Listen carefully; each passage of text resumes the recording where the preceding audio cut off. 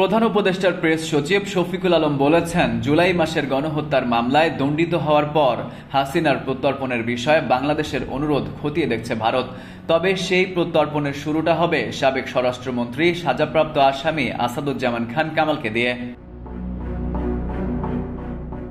শুক্রবার সামাজিক যোগাযোগ মাধ্যম ফেসবুকে নিজের ভেরিফাইড অ্যাকাউন্টে দেওয়া এক স্ট্যাটাসে তিনি এ মন্তব্য করেন।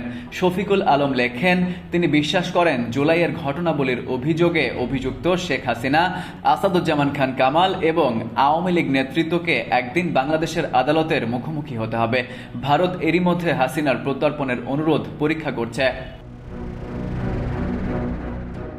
তিনি আরও লেখেন, আমরা জানি হাসিনার শক্তিশালী সমর্থক রয়েছে, তবুও আমি ক্রমেই আরও দৃঢ়ভাবে বিশ্বাস করতে শুরু করেছি যে আসাদুজ্জামান খান কামাল, যিনি ঢাকার কসাই হিসেবে পরিচিত, খুব শিগগির বিচারের মুখোমুখি হতে বাংলাদেশে প্রত্যর্পিত হবেন। প্রেস সচিব লেখেন, কামাল বা অন্যান্য আওয়ামী লীগ নেতারা যত অর্থই ব্যয় করুক না কেন, চিরদিন দায় এড়ানো সম্ভব হবে না। আমরা জাতি হিসেবে যদি জুলাইয়ের গণহত্যার শিকারদের জন্য এবং হাসিনা আমলে সংঘটিত সব মানবাধিকার লঙ্ঘনের বিচার নিশ্চিত করতে দৃঢ় মনোনিবেশে থাকতে পারি, তবে যারা এসব ঘটনার জন্য দায়ী তাদের পক্ষে পরিণতি এড়িয়ে যাওয়া দিন দিন আরও কঠিন হয়ে উঠবে। এটি শুরু হবে কামালকে দিয়ে, এরপর একে একে।